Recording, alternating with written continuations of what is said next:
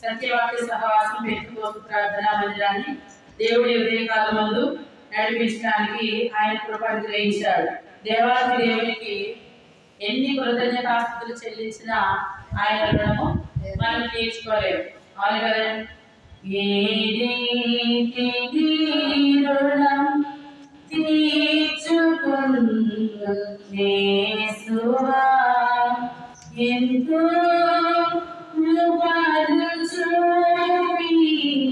నన్ను దీవించిన ఆడుపడినట్టే మనకి దేవునికి ఇష్టం. మరి దేవుడు మన మంగళవారం దినమందు మందిరం ప్రారంభించడానికి ఆయన కృప చూపించాడు. ఇంకా చాలా పనులు అన్ని విషయంలో దేవుడు కార్యం చేయబోతున్నాడు. హల్లెలూయా. నాకు ఒక ఆశ ఏంటంటే ఈ మందిరము అనేకులకు ప్రార్థనా మందిరం. మనం చదివాం కదండి దినవృత్తాంతములు ఎన్నిసార్లు చదివినా మనము 2వ దినవృత్తాంతాలు 7వ అధ్యాయము 14వ వచనం ఒకసారి చూద్దాము. మనం ఎన్నిసార్లు చదివినా కూడా మందిరంలో ఉండి చదవాల్సినటువంటి అంశం అండి.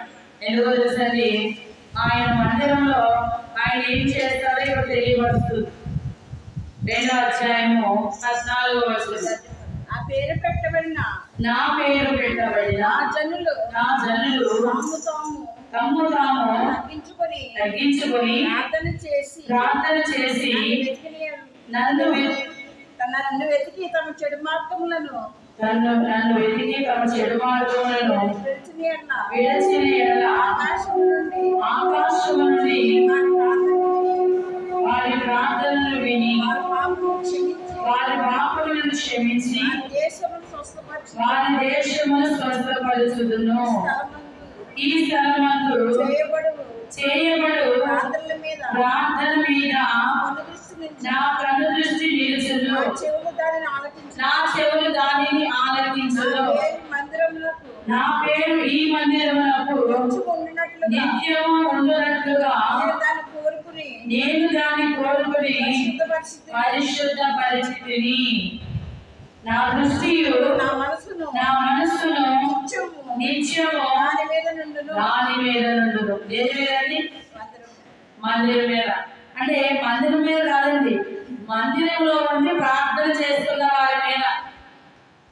మందిరాలు చాలా ప్రదేశాల్లో ఉంటున్నాయి. ఏ మందిరాలు ఉండాలట? ప్రార్థనా మందిరాలు ఉండాలట. అంటే ప్రార్థన జరగబడాలి నిత్యము. ఆయన ఉంటున్నాడంటే నిత్యం ఇక్కడ ఏం జరగాలి? ప్రార్థన జరగాలి.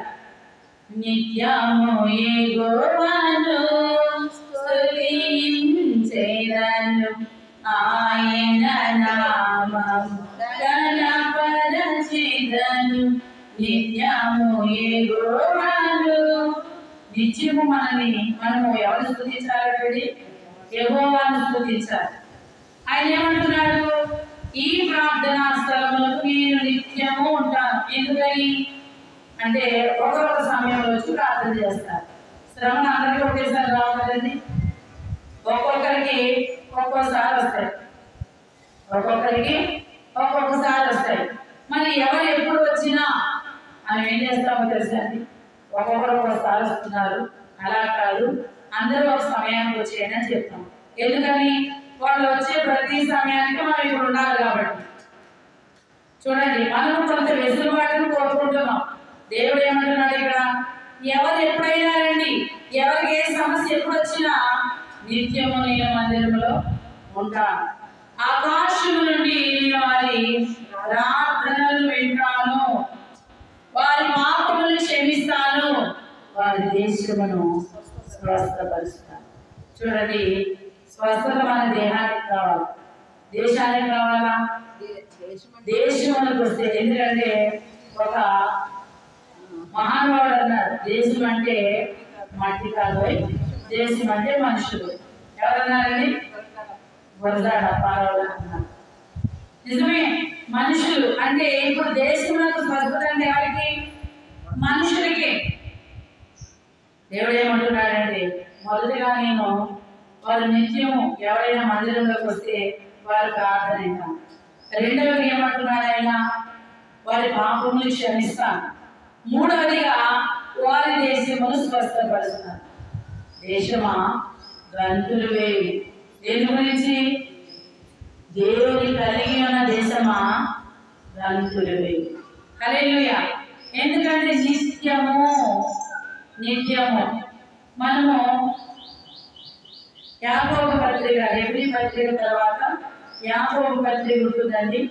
మొదటి అధ్యాయము 28వ వచనం అనుకుంటా. ఒకసారి చూడండి. 18వ వచనం. యాకోబు పత్రిక 1వ అధ్యాయము 18వ వచనం.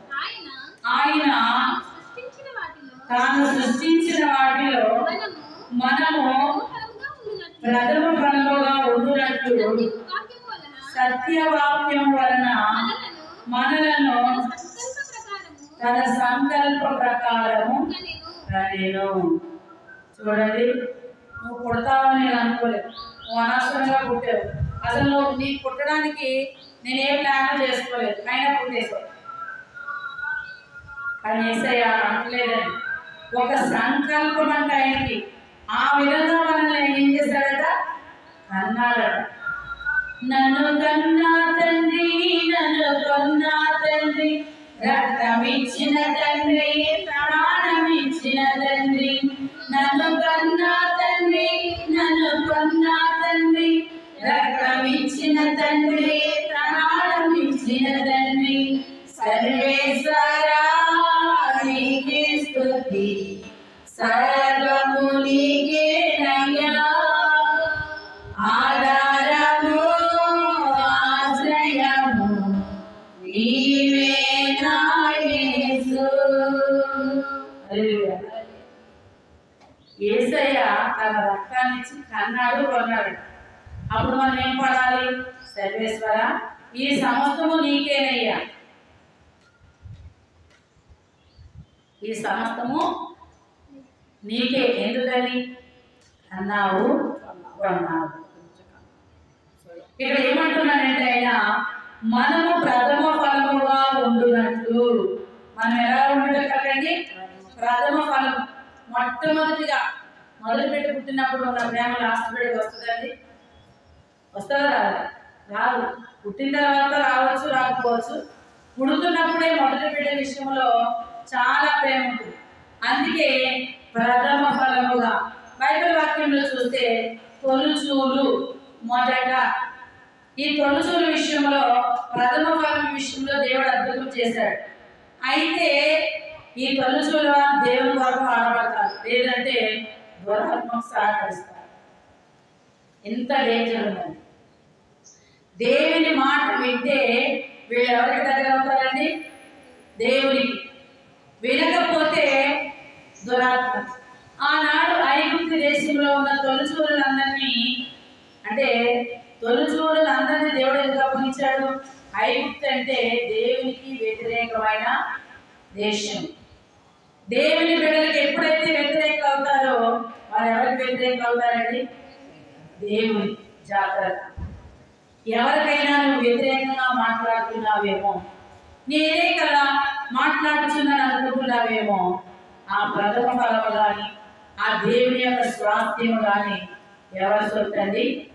దేవుని సొత్తు. ఆ విషయంలో దేవుడు ఒక మాట్లాడాడు, నీవు నా సొత్తు. ఎలా? గర్భములో నేను నీకు రూపము ఏర్పరచబడక మునిపే నేను నిన్ను ఎరిగి. ఇక్కడ సత్యవాక్యము వలన మనలను తన సంకల్పం ప్రకారం అన్నాడు. మనం ఉన్నాం కదండి ఇక్కడ. మనల్ని దేవుడు ఎందుకు కన్నాడు? కన్న తర్వాత మనకు పాపములు పడిపోతే ఆయన రక్తం చేత మనల్ని కొన్నాడు. అందుకే నన్ను కన్నా తండ్రి, నన్ను కొన్నా తండ్రి, రక్తమిచ్చిన తండ్రి, ప్రాణమిచ్చిన తండ్రి. నన్ను కన్నా తండ్రి, నన్ను కొన్నా తండ్రి, రక్తమిచ్చిన తండ్రి, ప్రాణమిచ్చిన తండ్రి. సర్వేశ్వరా నీకే స్తుతి, సర్వము నీకేనయ్యా.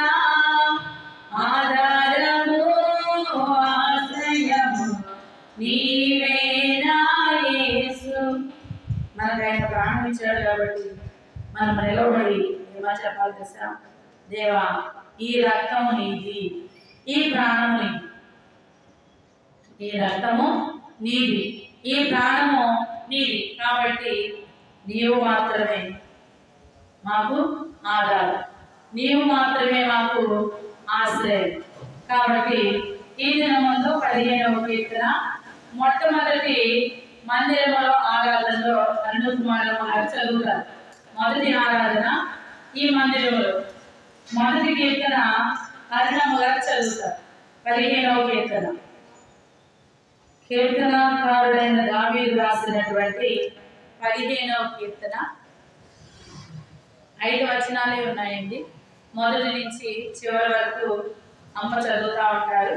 మనం అందరం కూడా వచనం వెంబడి వచనాన్ని ఏకీభవిద్దాం. వచనం వెంబడి వచనాన్ని ఏకీభవిద్దాం. దేవునికి స్తోత్రం కలుగునుగాక.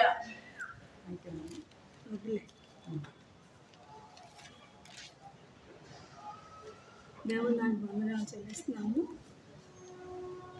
దావీదు రాసిన కీర్తనలు 15వ అధ్యాయము మొదటి నుంచి చివరి వరకు చదువుకుందాం.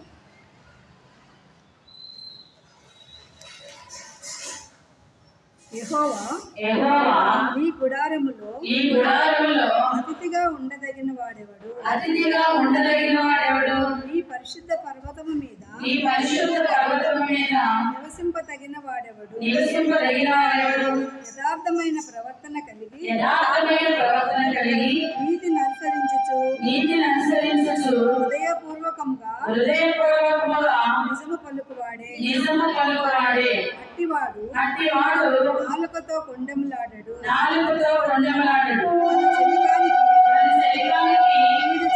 కీడు చేయడు, తన పొరుగువాని మీద నింద మోపడు. అతని దృష్టికి నీచుడు అసహ్యుడు. అతడు యెహోవాయందు భయభక్తులు గల వారిని సన్మానించును. అతడు ప్రమాణము చేయగా నష్టము కలిగినను మాట తప్పడు. తన ద్రవ్యము వడ్డీకియ్యడు.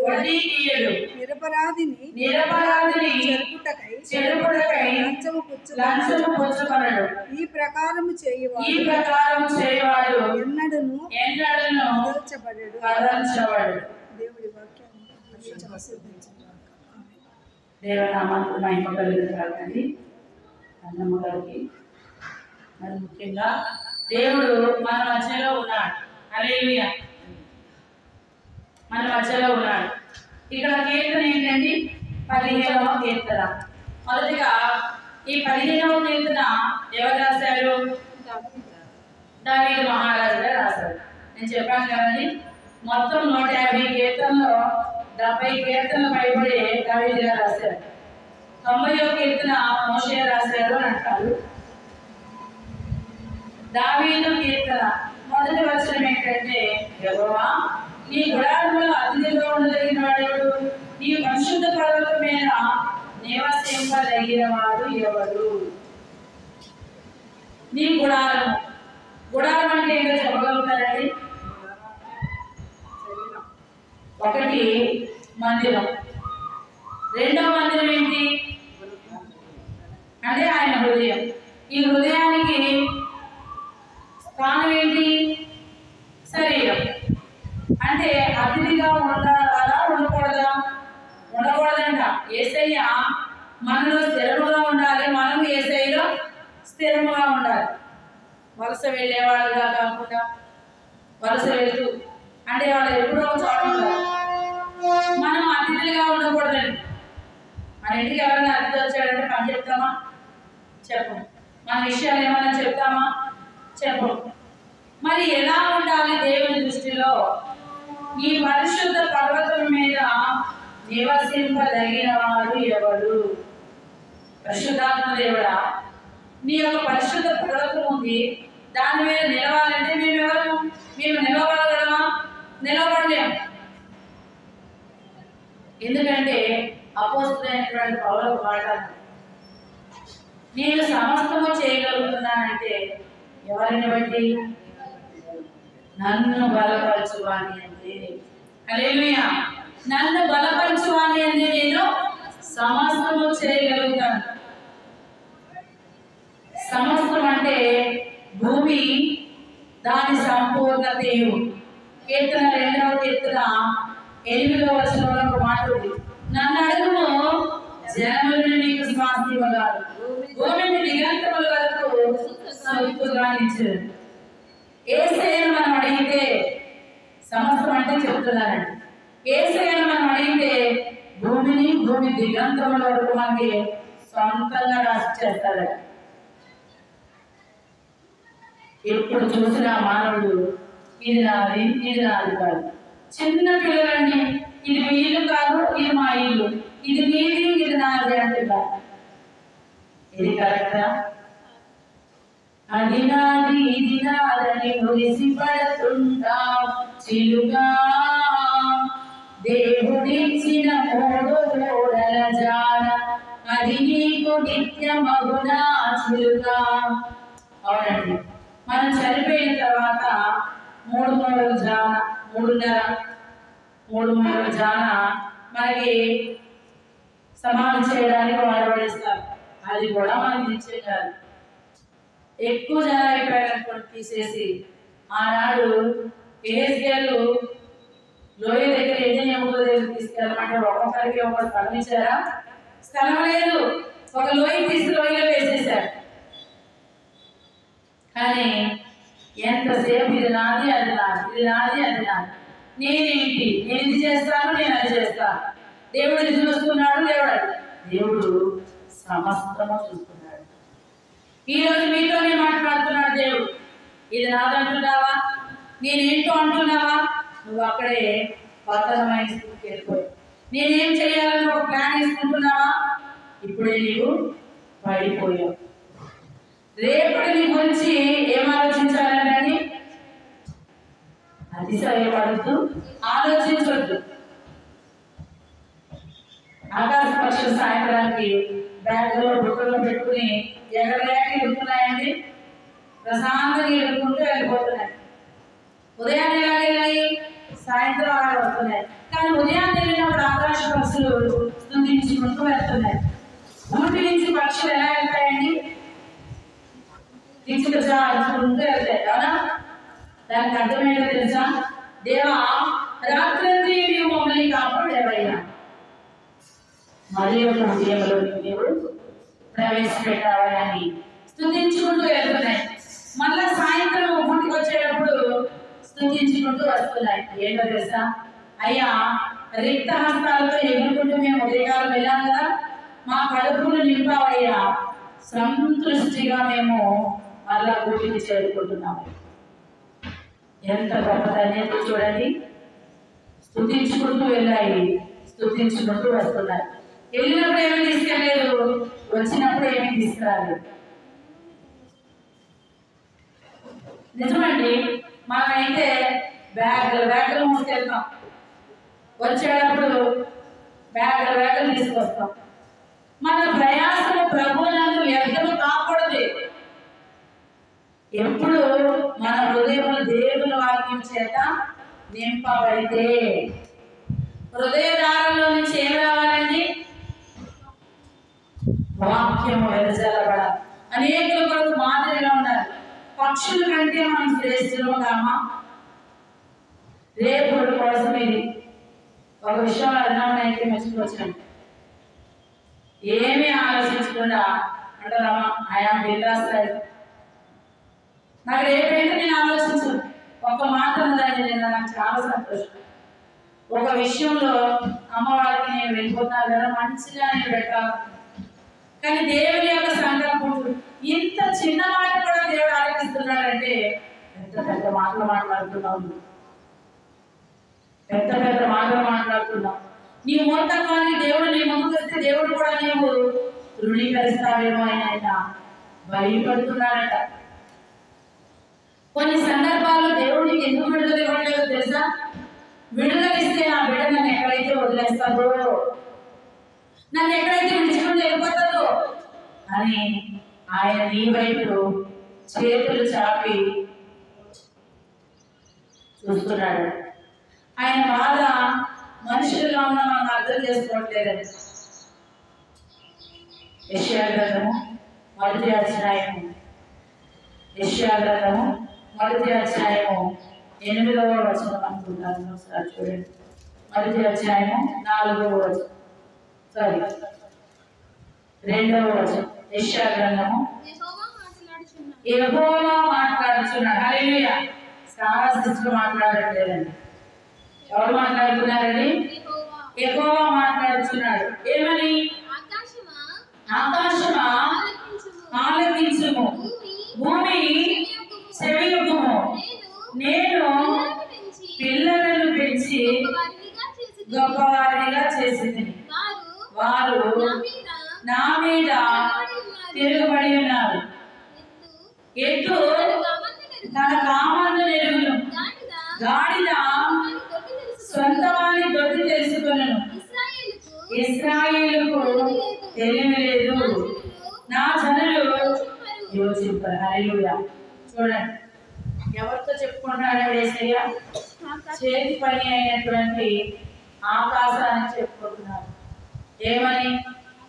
ఓ ఆకాశమా, నీవు నా మాట వింటావా? భూమి, నా మాటకి నీవు చెవి ఒప్పుతావా? నాకు ఒక వేదన ఉంది, నాకు ఒక బాధ ఉంది. నేను పిల్లల్ని కన్నాను. ఎక్కడ కన్నానని చెప్పారైనా? యాకోబు పత్రిక మొదటి అధ్యాయం 18వ వచనంలో వారిని ప్రతిష్ఠితం కొరకు కన్నానన్నాడు. కన్నాను, పెంచాను. కానీ ఇప్పుడు నా మీద ఏం చేస్తున్నారు? వీరు తిరుగుబాటు చేస్తున్నారు. మీరు అనుకోవచ్చు, నేనెక్కడ దేవుడిని తిరుగుబాటు చేశాను? నీవు నీ తల్లికి తిరుగుబాటు చేస్తే, నీవు నీ కుమారుడికి తిరుగుబాటు చేస్తే అది తిరుగుబాటు కాదా? దేవుడు నేరుగా మన మధ్యలోకి రాడండి. నీవు నీ సంఘ కాపరికి తిరుగుబాటు చేస్తే, నీవు నీ భర్తకు తిరుగుబాటు చేస్తే, నీవు నీ భార్య మాట వినకపోతే ఇది తిరుగుబాటు కాదా? ఏడుస్తున్నాడంటే ఆయన ఎంత బాధ వచ్చి ఆయన ఏడుస్తున్నాడంటే, భూమి మీరు నేనేం చెప్తారు వింటారు కదా, ఆకాశమా మీరు నేనేం చెప్తారు మీరు వింటారు కదా. వినండి, ఈ మనుషులు నా మాట వినట్లేదు, నన్ను వారి లక్ష్య పెట్టట్లేదు. నాకు చాలా వేదన కలిగింది. నేను మీకు చెప్పుకుంటున్నానని మన కొరకు రోమపత్రిక 1:28 పరిశుద్ధాత్మ దేవుడు దుఃఖిస్తే, ఇక్కడ యెహోవా దేవుడు దుఃఖిస్తున్నాడు. ఆయనకి బాధ కలిగింది. చూడండి, ఎద్దు వెళ్తుంది, ఎద్దు యొక్క యజమానుడు ఉన్నాడు కదా, ఆపితే ఆపుతుంది. గాడిద వెళ్తుంది, సాయంత్రానికి తన సొంత వారి దొడ్డు ఎక్కడుందో తెలిసిపోయింది. 10-15 దొడ్డులు ఉన్నాయనుకోండి, ఏ దొడ్డులో తన సొంత వారి యొక్క యజమానుడని గ్రహించడానికి వస్తుంది. మరి నా బిడ్డలేంటి? నేను వీళ్ళందరినీ మాటతో సృష్టించానే, నా బిడ్డల్ని నా రూపంలో నిర్మించాలి. వారు నా మాట తొలగిపోతే మళ్ళా నేను కలువరి శిలువకు ఎక్కి నా రక్తాన్ని చిందించి వారి కొరకు నా ప్రాణాన్ని కూడా పెట్టాను. ఇంకా నా దగ్గర ఏముంది? దేవుడు అడుగుతున్నాడు మీతో ఈ దినం, యేసయ్య ఇంకేం పెట్టాలనుకుంటున్నాడు మీ కొరకు? ఇంకా ఏం ఇవ్వాలనుకుంటున్నాడు మన కొరకు? ప్రతి పత్రికల ప్రకారంగా మనల్ని ధనవంతులుగా చేయకపోతే ఏమైపోయాడంటే దరిద్రమైపోయాడు. యేసుక్రీస్తు ఔన్నత్యాన్ని మనము ఒక్కసారి దృష్టిద్దామండి. మన కొరకు ప్రాణం పెట్టాడు, మన కొరకు రక్తం ఇచ్చాడు, మనల్ని కన్నాడు, మనల్ని పెంచాడు. మళ్ళీ ఎదురేదంటున్నావేమో, నీ కొరకు ఆయన దరిద్రుడైపోయాడు. నిన్ను ధనవంతులుగా, నన్ను ధనవంతులుగా, మనల్ని ధనవంతులుగా చేయడం వల్ల ఆయన ఏమైపోయాడండి? దరిద్రుడైపోయాడు. మన దారిద్ర్యాన్ని ఆయన భరించాడు, మన దారిద్ర్యాన్ని ఆయన భరించాడు. ఇంకా ఏమి కావాలనుకుని యేసయ్యను శోధిస్తున్నాం? ఇంకా ఏమి కావాలని ఆయనను వేదనకు గురి చేస్తున్నాం? ఆయన మాట్లాడితే నువ్వు వినట్లేదట, ఆయన మాట నీవు అంగీకరిస్తలేదట. మనం ఎవరికైనా ఒక మాట చెప్తున్నప్పుడు మనం వాళ్ళు వింటుంటే చెప్తాం, వాళ్ళు వినకపోతే మనకు బాధ అనిపిస్తుందా లేదా? యేసయ్య వాళ్ళ దగ్గరకు వచ్చినప్పుడు నాకు తెలుసులే, నా ప్రాణానికి ఏముందో నాకు తెలుసులే, ఏవో ఉన్నాయి నా విషయంలో అని గర్వపు మాటలు చెప్తున్నాము. యేసయ్య బాధ కలిగింది, వినడానికి వచ్చాడట. అందుకే ఆత్మ సంగములతో చెప్పుతున్న మాట చెవి గలవాడు వినుగాక. పరిశుద్ధాత్మ దేవుడు ఏడ్చాడు, ఏడుస్తూ ప్రార్థన చేశాడు. అటువలనే ఆత్మీయ బలహీనతలను ఎదిగి చెప్పనాసక్తిగా మూడులతో మన కొరకు తానే విజ్ఞాపన చేశాడు. ఆయన మనలోకి వచ్చి ఏడ్చాడట, ప్రార్థన చేస్తాడట. అయినా మార్పులేదట. ఆయనే నేరుగా వచ్చాడట, అయినా మార్పులేదట. మరి ఏమి నీ విషయంలో నీవు ప్రణాళికను నీవు నిర్ణయించుకున్నావు? చూడండి, 2 కొరింథీ పత్రిక 8:9 వచనములో, కొరింథీయులకు రాసిన 2వ పత్రిక 8వ అధ్యాయం 9వ వచనం.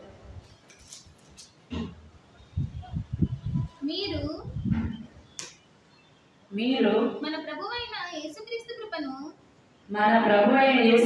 కృపను ఎరుగుదురు కదా. ఆయన ధనవంతుడై ఉండియు మీరు తన దారిద్ర్యము వలన ధనవంతులు కావాలని మీ నిమిత్తము దరిద్రుడాయను. యేసుక్రీస్తు వారి కృప తెలుసు కదండి మీకు. యేసుక్రీస్తు వారి కృప అంటే ఏంటో, అసలు కృప అంటే ఏంటో చెప్తాను. ప్రేమ అంటే మనం ఉంచుకుని ఇచ్చేది, కృప అంటే మనం లేకుండా కూడా ఇచ్చేది. యేసు ప్రభు వారు దేహంలో కొంచెం స్వల్పం కూడా ఉంచుకోలేదండి, మన కోసం ఇచ్చేశాడు. మరి మన ధనవంతులుగా ఉండి ఎవరికైనా ఏమైనా ఇస్తే ఏం చేస్తామండి? ఒక మాట ఉంటుంది లోకోక్తి, తనక మారిన ధర్మం మంచిది కాదు, తను ఉంచుకుని ఇవ్వాలి. కానీ యేసయ్య ఉంచుకుని ఇచ్చారా? ఉంచుకుని ఆయన ఇచ్చుంటే కనుక మన దృష్టి ఎక్కడ ఉంటుందండి? హృదయం ఎక్కడ ఉంటుందండి? నీ ధనం ఎక్కడ ఉంటుందో నీ హృదయము మన దగ్గర ఉన్న ధనం మీద కాకుండా దేవుడి దగ్గర ఇంకా ఉంది కదా అని ఆయన వైపు చూస్తామంట. అందుకే మరలా మనం ఆ ధనం కోసం ఆయన వైపు చూడకుండా, ధనం కోసం చూడకూడదని మొత్తం ధనం ఇచ్చేస్తాడు. ఇంత గొప్ప దేవుడు ఎవరున్నారు? ఈనాడు తల్లిదండ్రులు చూడండి, పిల్లలకి ఆస్తి ఆశిస్తున్నారు. కొంచెం ఉంచుకుని పెద్దలు కొంతమంది ఏం చెప్తారంటే, అమ్మా నేను అనుభవించాను, నువ్వు ఇలా చెయ్యి, నీకంటూ ఎంతో కొంత ఉంచుకుని అప్పుడు ఇవి, నీకంటూ ఎంతో కొంత ఉంచుకుని అప్పుడు ఇవి. నిన్న ఒక అమ్మ బాధపడుతుంది, ఆశ్రమంలో ఉంటున్నానమ్మా నేను, నా పిల్లలు బాగానే ఉన్నారు, అమెరికాలో ఒకరు, లండన్లో ఒకరు, ఫ్రాన్స్ పడుతున్నారు, డబ్బు నేను నెలకు పంపిస్తున్నాను 1 లక్ష, ఇంకొక 2 లక్షలు పంపిస్తున్నాను. కానీ ఇప్పుడు ఏంటమ్మా,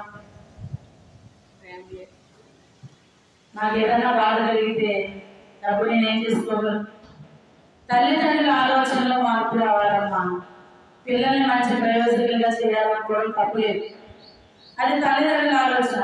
మరి పిల్లలు కూడా తమ తల్లిదండ్రుల విషయంలో ఆలోచన కలిగి ఉండాలి. వారు ఆస్తి అడగట్లేదండి, ప్రేమ ఆప్యాయత అడుగుతున్నారు.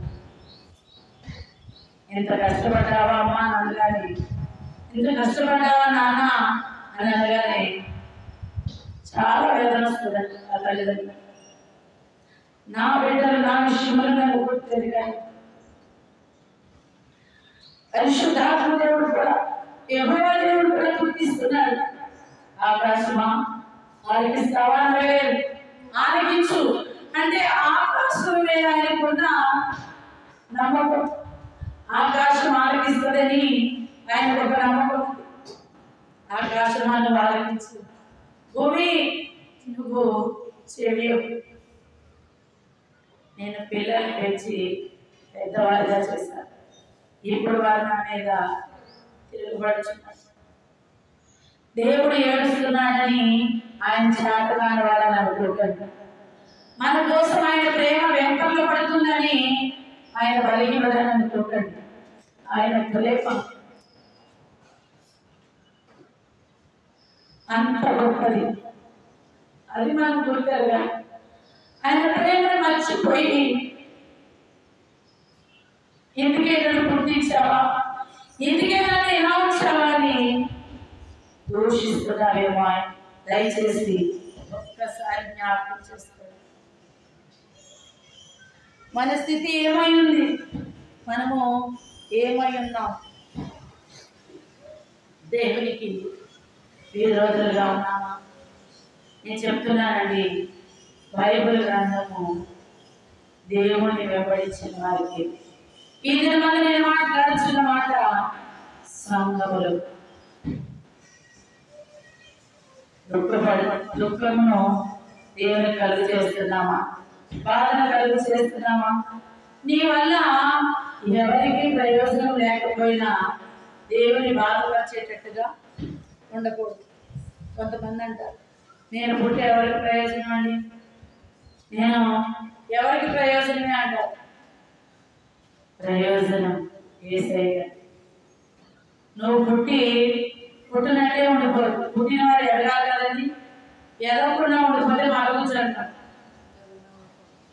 కదా. నువ్వు రక్షణ పొంది అలాగే ఉండిపోతే ఎవరికి ఉపయోగం? నేను పుట్టించిన నీ దేవుడికి ఏమైనా ఉపయోగమా? కోపంలో బాధలో ఒక మాట ఆయన ఎవరిని చూస్తే మనం కట్టుకోగలమా? 4వ వచనం అండి, యెషయా గ్రంథము 1వ అధ్యాయము 4వ వచనం. నేను ఈసారైనా నేను ఆ మెసేజ్ ఇవ్వాలనుకుంటూనే వచ్చాను, కానీ ఇది బలిపీఠం. సేవకుడు చచ్చిపోతే సేవ బయటకు వస్తుంది. మనం ఇక్కడ చనిపోతే దేవుడు మనలో ఉండి మాట్లాడతాడు. కాబట్టి 4వ వచనం ఒకసారి చూడండి. పాపిష్టి జనమా, దోషభరితమైన ప్రజలారా, దుష్ట సంతానమా, చెరుపు చేయి పిల్లలారా, మీకు శ్రమ, మీకు శ్రమ. వారు యెహోవాను విసర్జించి ఉన్నారు. ఇశ్రాయేలు యొక్క పరిశుద్ధ దేవుని దూషింతురు. ఆయనను విడిచి చెడిపోయినారు. ఎంత భయంకరమైనటువంటి పరిస్థితి అండి ఇక్కడ. ఎంత భయంకరమైనటువంటి పరిస్థితి ఇక్కడ జరుగుతుంది. యేసయ్యకు కోపం వస్తే మనం ఉండగలుగుతామా? యేసయ్యకు కోపం వస్తే మనం ఉండగలుగుతామండి? 30వ దావీదు కీర్తన ఒక మాట ఉంది చూడండి. దావీదు రాసిన 30వ కీర్తన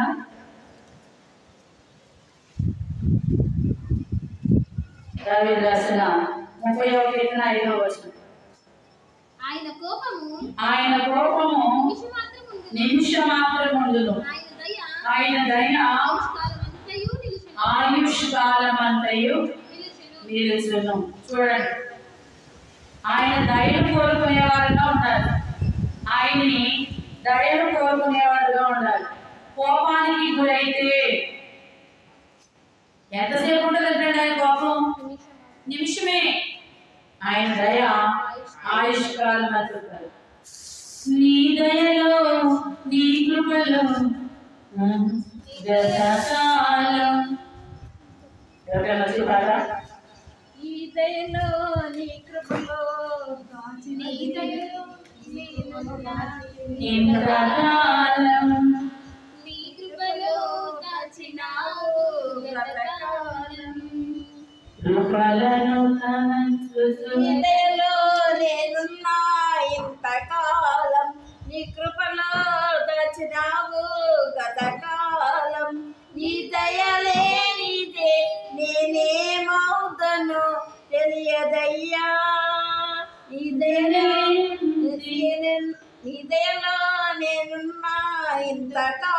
హల్లెలూయా. నీ ధైర్యం అంటే ఏమవుతుంది?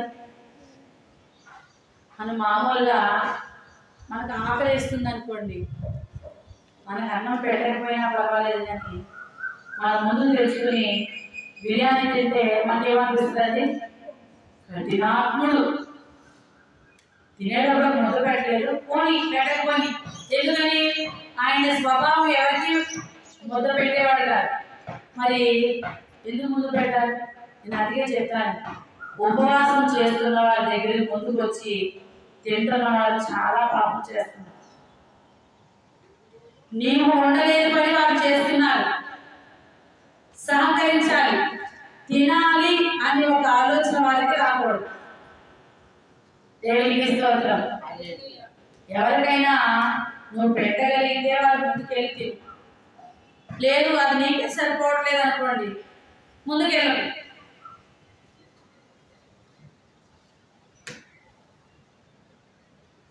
దేవుని కార్యములు బలిపీఠం మీద నిలపబడి ఉన్నాయండి. హెబ్రీయులకు రాసిన పత్రిక 13వ అధ్యాయము 10వ వచనం. చాలా మంది బలిపీఠం పాత నిబంధన కాలంలోనే అయిపోయింది, క్రొత్త నిబంధన కాలంలో ఉండాలనుకుంటారు కదా. హెబ్రీయులకు రాసిన పత్రిక 13వ అధ్యాయము 10వ వచనం. మనకు ఒక బలిపీఠం ఉన్నది. హల్లెలూయా. మనకేమన్నదండి? ఒక బలిపీఠం ఉన్నది. దాని సంబంధమైన వాటిని తినుటకు గుడారములో సేవ చేయవారికి అధికారం లేదు. వేటి రక్తము పాప పరిహారార్థముగా పరిశుద్ధ స్థలంలో ప్రధాన యాజకుని చేత తేబడిన. దేవునికి స్తోత్రం. దీనికి బదులుగా మన ప్రభు అయిన యేసయ్య బలి అయిపోయి ఆయన మనకి ఏమైపోయాడండి? ఒక బలిపీఠం అయిపోయాడు. ఆయన మనకి ఏమైపోయాడండి? బలిపీఠం అయిపోయాడు. మరి యేసయ్య మనకి ఒక బలిపీఠంగా అయిపోతే ఆయన మాదిరిగా రూపాంతరంలోకి వెళ్ళి మనం ఏమవ్వాలండి? మనకు కూడా బలిపీఠం అవ్వాలి. హల్లెలూయా. ఆయన బలిపీఠం అయిపోయాడు కదా, మనం బానే, ఆయన మనకు ఫ్రీడమ్ ఇచ్చాడు కదా, మనం బానే తిరుగుదాం. కాదండి, మీరు నన్ను పోలు నడుచుకున్నది. అపోస్తలుడైనటువంటి పౌలు ధైర్యంగా ఒక మాట చెప్పాడు, నేను క్రీస్తును పోలి నడుచుకొనిచున్న ప్రకారం మీరును నన్ను పోలి నడుచుకోండి. ఆ ధైర్యం మీకుందా?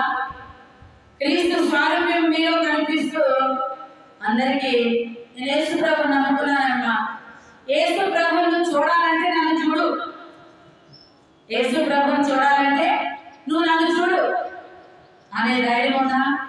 అన్ని జనులు క్రైస్తవులను చూసి అబ్బా వీళ్ళు ఎలా దేవుని నమ్ముకున్నారు, మాకు చాలా అసహ్యం వేసుకుని తెలుసండి అనే మాట వస్తే మిమ్మల్ని బట్టి దేవుడు ఏమైపోతున్నాడండి? తృణీకరించబడుతున్నాడు. వారిలో ఒక ఆలోచన రాకుండా అయిపోతుంది మనల్ని బట్టి. మరి ఈ దినమందు దేవుడు 15వ కీర్తన నుంచి మందిరము గురించి, గుడారము గురించి మాట్లాడి ఉన్నాడు. ఆ గుడారం ఏంటి? మందిరం. ఆ గుడారం ఏంటి? నీ శరీరం. ఆ గుడారం దేనికి ప్రత్యక్షంగా ఉండాలి? పరిశుద్ధతను కాపాడుతారు.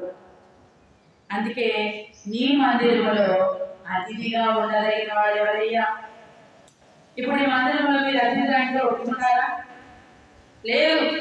ఈ మందిరంలో ఆయన పంటను నేను కోసుకోవాలి, ఆయన స్తుతించాలి, ఆయనను ఆరాధించాలి, ఆయన నామాన్ని ఘనపరచాలి. దేవునికి స్తోత్రం కలుగునుగాక. ఈ 15వ కీర్తన 4వ వచనంలో ఒక మాట ఉన్నది. ఏమని? అతని దృష్టికి నీచుడు ఎవరండి? అసహ్యుడు. అతడు యెహోవా యందు భయభక్తులు గలవారిని సన్మానిస్తాడు. ఎవరు? అతడు ప్రమాణం చేయగా నష్టము కలిగినను మాట తప్పుడు. ఎవరెవరు? దేవుని మందిరంలో ఉన్నవారు. దేవుని మందిరంలో అతిథిగా ఉండకుండా స్వాస్థ్యముగా ఉండదగిన వాడు. యథార్థమైన ప్రవర్తన కలిగిన వాడు, దేవుని నీతిని అనుసరించిన వాడు. ఎవరతడు? ఇంకా హృదయపూర్వకముగా నిజము పలుకువాడు. అతడు ఏం చేశాడట? అట్టివాడు, ఆ ఒక వ్యక్తి అలా ఉన్నవాడు ఏం చేయడట? నాలుగుతో కొన్నేవాడు, తన శరీరానికి కీడు చేయడు, తన పొరుగు వారి మీద నిందమోడు. మనం ఉదయం లేచినప్పటి నుంచి తల్లి బిడ్డ మీద, బిడ్డ తల్లి మీద, భర్త భార్య మీద, భార్య మీద భర్త నిందలే నిందలు. చివరికి మన అవ్వమ్మ కూడా ఆదాం మీద వేసేసింది, సర్పం మీద వేసేసింది. అని అడిగితే సర్పమేనేమండి, ఎవరి మీద నిందలేదు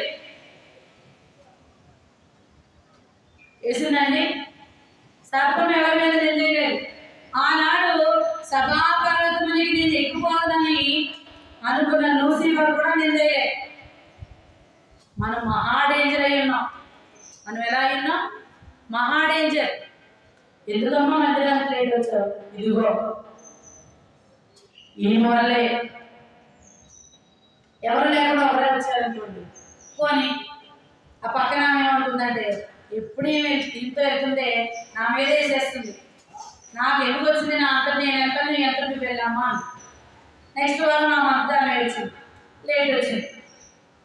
దైవ సేవకులు అడిగారు, ఏమా ఇది ఈ ఆర్టీసీ బస్సు ఫ్రీ పెట్టారు కదండి, ఎక్కేవాళ్ళు ఎక్కుతున్నారు, దిగేవాళ్ళు దిగుతున్నారు, అందుకే లేట్ అయింది. ఇప్పుడు కూడా ఒప్పుకోవట్లేదు అంటే ఎప్పటికీ ఒప్పుకోవా? ఎప్పటికీ ఒప్పుకోవా? మరి నువ్వు ఆయన ఒప్పుకోకపోతే నేను ఆయన ఒప్పుకోడు. మిమ్మల్ని నేనుగాను మీరెవరు మమ్మల్ని, మీరెవరో నాకు తెలియదు, మీరేంటో నాకు తెలియదు, మిమ్మల్ని నేను అస్సలు ఒప్పుకోను, మిమ్మల్ని నేను అసలు ఒప్పుకోను. యేసయ్య ఒప్పుకోకపోతే మనం ఎక్కడ ఉంటాం? నరకమనునది నిరతమండులయ్యో, ఆ ఘోర నరకం నందు పాపులు బాధపడుదురయ్యో. అగ్ని ఆరదు, పురుగు చావదు, పురుగు చుండులు పండ్లు పడబడ, అవ్వలెవ్వరు కానరందురా. అయ్యా అబ్బా నడుస్తుంటే ఎవరు కానరట, కన్ను చూపు మీద ఎవరు కనబడరట. దేవుడు నీకు స్వాస్థ్యముగా ఇచ్చిన ప్రేమని నీవు మరిచిపోయి అశ్రద్ధ చేసుకుని నాకేంటి, ఎంతకాలం అండి మానవుడు బ్రతికేది? 70 సంవత్సరాల ఆయుష్ని 90వ కీర్తనలో చెప్పాడు. ఒకసారి చూడండి, కీర్తన 90 వచనం అనుకుంటా, ఒక్కసారి చూడండి. కీర్తనకారుడు 90. ఈ 90వ కీర్తన చాలా వరకు బైబిల్ పండితులు ఎవరు రాశారని చెప్తారంటే మోషే రాశారు. నిజంగా కూడా అదే ఉంది. దైవజనుడైన మోషే చేసిన ప్రార్థన. 10వ వచనం, మా ఆయుష్కాలం 70 సంవత్సరములు, అధిక బలమున్న ఎడల 80 సంవత్సరములు, అయినను వాటి వైభవము ఆయాసము దుఃఖమే, అది త్వరగా గతించును, మేము ఎగిరిపోదు. 70 సంవత్సరాలు బ్రతకడం ఓకే అండి. ఒకవేళ అధిక బలం ఉంది అంటే 80 కన్నా నువ్వు ఎక్కువ బ్రతికితే అక్కడ లాగుతుంది, ఇక్కడ లాగుతుంది, ఆయాసము దుఃఖము. అయ్యో అది ఇయ్యమ్మా, ఇది ఇయ్యమ్మా, ఇన్ని ఎక్కడ కావాలమ్మా, అది కావాలమ్మా అంటే సంతోషంగా బ్రతికే కాలం కాదు. మానవుని ఆయుష్ గడ్డి పువ్వు వంటిదట. ఎంత మర్మంతో ఆయన వివరించాలో తెలుసండి. గడ్డి పువ్వు వంటిది. గడ్డి పువ్వు ఎప్పుడు వస్తుంది, ఎప్పుడు వాడుకోవచ్చు చెప్పండి? ఉదయాన్న వచ్చి సాయంకాలం అయిపోతుంది. అంటే మహా అయితే ఎన్ని గంటలండి? మహా అయితే ఒక 10 గంటలు అనుకోండి. అంటే మానవుల ఆయుష్ దేవుని దృష్టిలో 10 గంటలే.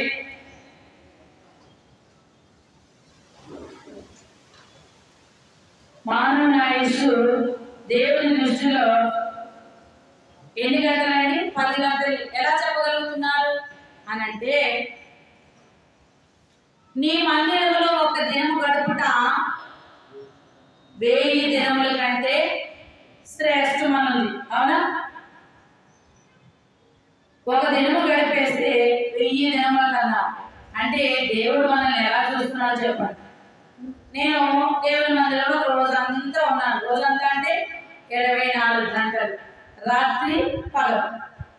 దేవుడు ఎలా చూస్తున్నాడంటే దాన్ని 1000 సంవత్సరాలుగా చూస్తున్నాడు. నీ ఆయుష్ 70 సంవత్సరాలు అయితే నువ్వు చేస్తున్న ప్రార్థనకి ఆ ఒక్క దినము నీకు దేవుడు 70 సంవత్సరాలు నేను కాపాడేస్తాడు పూర్ణమైన మనసుతో. అదే అడిగాడు దేవుడు దావీదు ఏమని? 27వ కీర్తన 4వ వచనం, యెహోవా యొక్క ఒక వరము అడిగితిని. హల్లెలూయా. నాకు ధనము కావాలని, బలము కావాలని అడగలేదట. దేవుని యొక్క ఏం కావాలని అడిగాడట? ఒక్క వరం అడిగాడు. ఇచ్చేసిన వరం అంటే అప్పుడు చెప్తున్నాడు, యెహోవా ప్రసన్నతను చూచుటకును ఆయన ఆలయములో ధ్యానించుటకును నా జీవిత కాలమంతయు నేను యెహోవా మందిరములో నివసింపబోచున్నాను. ఎంత గొప్పదన్యదండి. అందుకే మందిరములోనికి రారండి, వందనీయుడేసుని చేరండి, కలవరమైన కలతలు ఉన్నా తొలగిపోవును, ఆలయాన చేరను, తొలగు సుఖములు ఆనందుని చేరను. హల్లెలూయా. మందిరంలోకి వస్తే ఎంతో సుఖము కలగదు. ఇక్కడ దావీదు ఏమంటున్నాడు? అయ్యా, నా జీవిత కాలం అంతయు నీ మందిరంలో నేను నివాసం చేస్తాను. ఎందుకు అంటున్నాడో తెలుసండి? అంతకుముందు దావీదు మందిరం కట్టాలనుకున్నాడు. దేవుడు దావీదు వద్దనగానే బాధపడుతున్నాడు. అయ్యా, కట్టి నేను ఆ మందిరంలో నీ ప్రసన్నతను చూసి నా జీవిత కాలం అంతా అయ్యా నీ మందిరంలో ఉండిపోవాలనుకున్నాను. కానీ నాకు ధన్యత లేదయ్యా. అంటే దేవుడు నువ్వు ఇది చెయ్యొద్దు అన్నప్పుడు, ప్రభా అది నేను చెయ్యొద్దా? ఎవరు చేయాలయ్యా? నేను వాళ్ళని ఎలా ప్రోత్సహించాలయ్యా అని అడుగుతున్నావా? దేవుడు వద్దనగానే అమ్మయ్య నేను చేద్దాం అనుకున్నాను కానీ దేవుడు వద్దన్నాడు. నేను ఇద్దాం అనుకున్నాను కానీ దేవుడు తీసుకోనన్నాడు. ఎందుకు తీసుకోనన్నాడు? ఎందుకు వద్దన్నాడు? ఒకసారి పరీక్షించుకుంటావా? పరిశీలన చేస్తావా? ఎందుకు వద్దన్నాడు? ఎందుకు ఆయన నీ వద్ద నుంచి ఆయన కోరుకోవట్లేదు? మరి ఎవరు కోరుకుంటున్నారు ఆలోచించావా? దావీదు అడుగుతూనే ఉన్నాడు, అయ్యా మందిరం కట్టి. అసలు నిజంగా దావీదేనండి. అందుకే ఆయన హృదయానుసారుడు అన్నాడు. దావీదే నాట్యమాడండి. ఆయన్ని తనివి తీరా నాట్యమాడాడు. దావీదు నరాల్లోని యేసయ్య శక్తిని చూపించాడు. దావీదు వాని నాట్యమాడి తండ్రిని స్తుతించెదను. దావీదు వాని నాట్యమాడి తండ్రిని స్తుతించెదను. యేసయ్యా స్తోత్రములు, యేసయ్యా స్తోత్రములు, యేసయ్యా స్తోత్రములు, యేసయ్యా స్తోత్రములు. దావీదు వలె నాట్యమాడి తండ్రిని స్తుతించెదను. హల్లెలూయా. దావీదు వలె నాట్యమాడి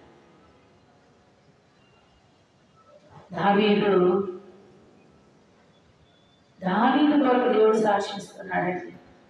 మరి నీ కొరకు నీ దేవుడు కాదండి, నీ పక్క వాళ్ళు ఏం సాక్ష్యం ఇస్తున్నారో గుర్తెరిగావా? లేదండి, నేను ఎంత మంచి చేసినా వాళ్ళు చెడ్డ సాక్ష్యమే పలుకుతారు అంటున్నావు. నీ కొరకు నీ కుటుంబీకుల సాక్ష్యం ఏమైంది? నీ కొరకు నీ పక్కన ఉన్న వాళ్ళు ఏం సాక్ష్యం పలుకుతున్నారు? ఎంతసేపు నీవు నీ కోణంలోనే ఆలోచిస్తావా? ఎవరో నీకు హాని చేయాలంటే జరిగిపోతున్నా దేవుడు అనుమతి లేకుండా నేను యథార్థంగానే ఉన్నాను ప్రభా, మీరు నన్ను ఇబ్బంది పరుస్తున్నారు నాయన, నన్ను ఏదైనా గురి చేస్తున్నారు ప్రభా, వీరి యొక్క బాధల వల్ల నేను నిందలు పడుతున్నాను నాయన అని అనేక సార్లు నీవు చెబుతూ ఉన్నావా? దేవుడు అడుగుతున్నాడు, వారు నీకు హాని చేయ తల చూస్తే నేను అనుమతి లేకుండా అది జరుగుతుందా? జరగదు కదా. ఎందుకు నీవు నిన్ను నిందించుకుంటున్నావు? ఎందుకు నీవు అవమానపరుచుకుంటున్నావు? ఈ జీవిత కాలములో నీవు నన్ను స్తుతించుట కొరకు ఆలోచించటం మానేసావు. నేను రేపు ఇది చేస్తాను, ఎల్లుండి ఇది చేస్తాను. ఎందుకు? కాసేపట్లో నేను పిలిస్తే నువ్వు ఎక్కడికి వెళ్తావు? పరీక్షించుకుంటున్నావా? యెహోవా నీ గుడారములో అతిథిగా ఉండదగిన వాడు ఎవడు?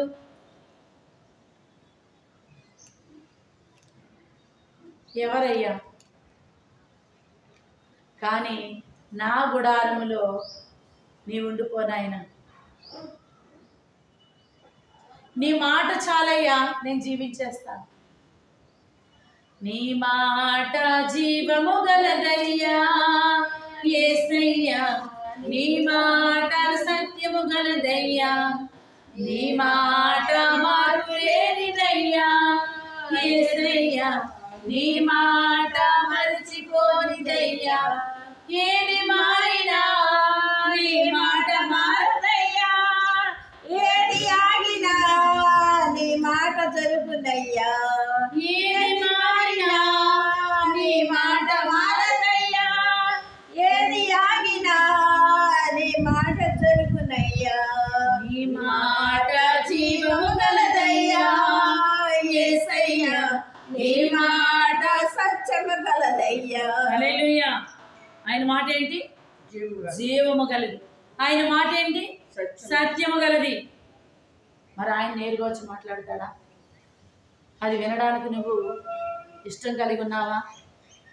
దేవుడు తన మాటను పంపుటకు ఆనాడు మోషేను ఇశ్రాయేలీయుల ప్రజల పక్షంగా మోషేను పంపించాడు. మరి మనకెవరిని పంపించాడు? మనం గుర్తెరుగుతున్నావా? నువ్వే మాట్లాడేనా ఆయన, నువ్వే చేసేనా ఆయన, నువ్వు నాకు తెలుసయ్యా, నువ్వు నీ ప్రణాళిక నా విషయం ఏంటి, అది నాది ఇది నాదని మురిసి పడుతుంటావు చిలుక.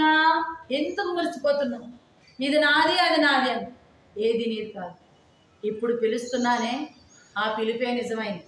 ఇప్పుడు మాట్లాడుచున్నానే, ఆ మాటే నిజమైనది. గుడారం పాడైపోయిందేమో, జాగ్రత్త కలిగి చూడు. దాన్ని బాగు చేయాలి. దేనివల్ల? దేవుని వాక్యం వల్ల. కాబట్టి పరిశుద్ధాత్మ దేవుడు ఇంతవరకు మనతో మాట్లాడిన ఈ 15వ కీర్తన బట్టి దేవాది దేవునికి ఏం కలగాలండి? మహిమ కలగాలి. ఆయన నామమునకు ఘనత కలగాలి. నేనేదో చేద్దామని అనుకుంటున్నామేమో. మనము నిమిత్త మాత్రులం. మనం ఏది చేసినా పనిచేయదు. దేవుడు ఉండి మనలో కార్యము చేస్తే, మొదటిగా నీ స్థితి ఎక్కడుంది? నువ్వెక్కడున్నావు? నువ్వే స్థితిలో ఉన్నావు? ఎవరి మాట వింటున్నావు? దేనికి నువ్వు విధేయత కలిగి ఉన్నావు? బైబిల్ పట్టుకున్నానండి, బైబిల్లోంచి దేవుడు వచ్చేసి ఇది చెయ్యమ్మా అంటే నువ్వు నమ్ముతావా? నమ్మవు. నీ కంటి ముందున నీ సహోదరుని నీవు ప్రేమించిన ఎడల ఎక్కడో ఉన్న నన్ను నువ్వు ప్రేమిస్తావంటే ఎలా నమ్ముతావు? నీ ముందు ఉన్న నీ సహోదరుని ప్రేమించట్లేదు, మరి నువ్వెవరిని ప్రేమిస్తావు? ఒక మాట మీ దగ్గర వేసుకోండి. ఎలా ఉందయ్యా నా జీవితం? ఎలా ఉంది నీ బ్రతుకు? ప్రభు రాకడకెగరాగలవా? పరలోకం చేరాగలవా? ఆదివారము నాడు అందరిలో గుడికి వస్తావు. అతి శ్రేష్టమైన వాక్యం పాస్టారు గారెంతో బోధిస్తూ ఉంటే హాయిగా గుడిలో నాకు నీకేస్తుంది. దేవుని వాక్యము దేవుని సేవకులు భారముతోనూ బాధ్యతతోనూ చెప్తుంటే నీ ఆలోచనలు ఎక్కడికో వెళ్ళిపోతాయి. నిన్ను బలపరుచుకోవడానికి వెళ్ళిపోతాయి, నిన్ను స్థిరపరచుకోవడానికి వెళ్ళిపోతాయి. ఎన్ని చెప్తే నాకేంటి, నాతో నువ్వు మాట్లాడుతున్నావు, అదే నాకు నమ్మకం, ఇది నాకు కాదు అనుకుంటున్నావు. దేవుడు ప్రేమ చేత హెచ్చరిస్తున్నాడు. కాబట్టి చిన్న ప్రార్థన చేసుకుందామండి. బ్రదర్ ప్రార్థన చేస్తాం. వాక్యాన్ని